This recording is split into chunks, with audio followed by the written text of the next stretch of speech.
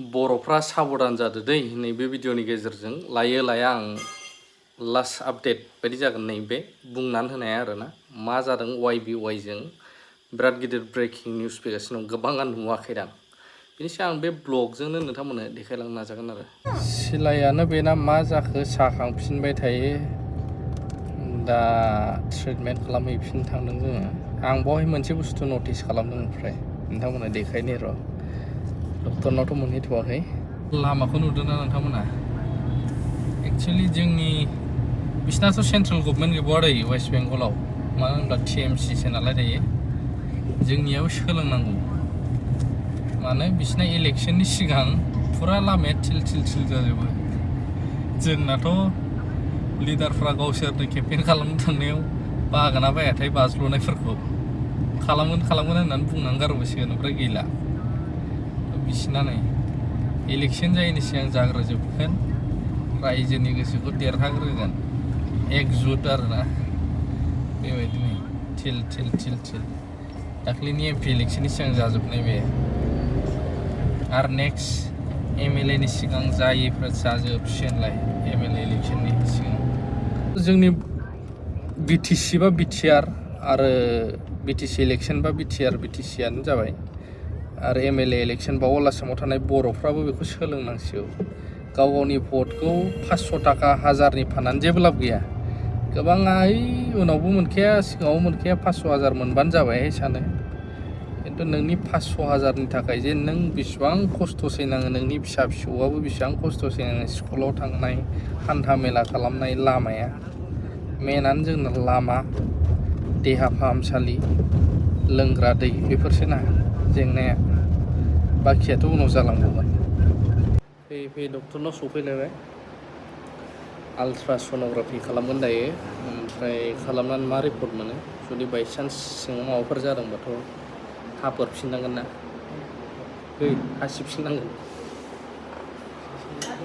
हासिबफिननांगोनबो हागौ मा रिजाल्ट मोनो नायग्रोनोसै दा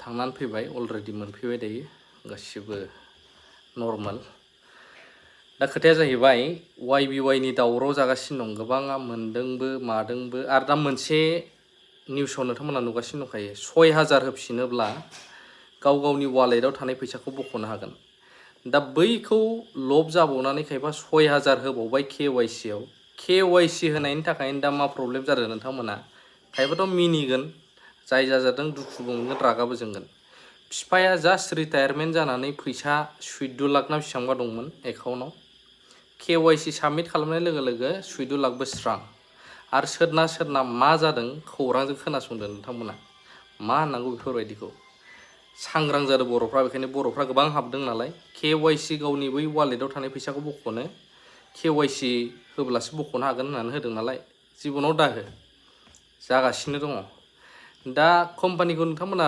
साननानै नाय जुदि नोंथांनो फैसाखौ होथारनोमोनबा नोंनि वालेटआव थानायनिफ्रायनो वालेटनिफ्रायनो दाननो हायोना 6000खौलाय मानोथो एक्सट्रा नोङो फैसा सोबावनांगौ 6000 थ' बेबायदि फुल खौरांखौ नायबा बुजिगोन আন্দৰমাৰীৰ পৰা এজন মানুহৰ 14 লাখ একাউণ্টৰ পৰা কাটি দিছে KYC 6000 ৰিচাৰ্জ আৰু KYC দিয়াৰ পাছত বাপেকৰ ৰিটায়াৰমেণ্টৰ পইচা আছিলে हो जाओ हाँ सब लोग हमने 6000 KYC किया था तो मेरा बैंक अकाउंट खाली हो गया केयरफुल हो जाओ दे मेरा ऑफिस में एक स्टाफ है उनका पूरा SBI अकाउंट YBY लोग ने खाली कर दिया बोले पर 0 अमाउंट हो गया बोला है किसने बोला था पैसा डालने के लिए आपको किसने बोला था ये है मेरा ग्रुप का मेंबर लोग ये KYC के लिए हम 6,000 डाल के देखा फिर भी ओपन नहीं हो रहा है। तो मेरा रिजल्ट आने का बाद में आप लोग को सजेशन हम क्या करना है क्या नहीं करना है हम बताएगा। अभी उसको हार बरा के कुछ भी मत करो। और ट्रेडिंग भी नहीं हो रहा है, ट्रेडिंग ये अभी नहीं हो रहा है, ये 12 बजे से लेके रात का 12 बजे तक है। बीच में ट्रेडिंग हो रहा है कि नहीं हो रहा है वो चेक कर लो। अगर नहीं हो रहा है तो ऐसे रहने दो, अगर हो रहा है तो मैसेज में ये ग्रुप में भेजो ट्रेडिंग हो रहा है बोल के। अगर नहीं हो रहा है तो ऐसे रखो। अगर मेरा जो हम अभी KYC हम 6,000 डाल के देखा, क्योंकि डाल के नहीं देखने से भी हम लोग को पता नहीं चलेगा, इसलिए हम लॉस होने से बोल के मेरा हम KYC में हम ये 6,000 डाल के देखा है। उसका रिजल्ट जो आएगा हम आप लोग को बताएगा, क्या करना है वो बताएगा। वो 11 ये अगस्त तक इसका ये टाइम है। उसका आगे अगर 24 आवर्स में रिजल्ट आता है तो हम सबको ये ग्रुप में बता देगा।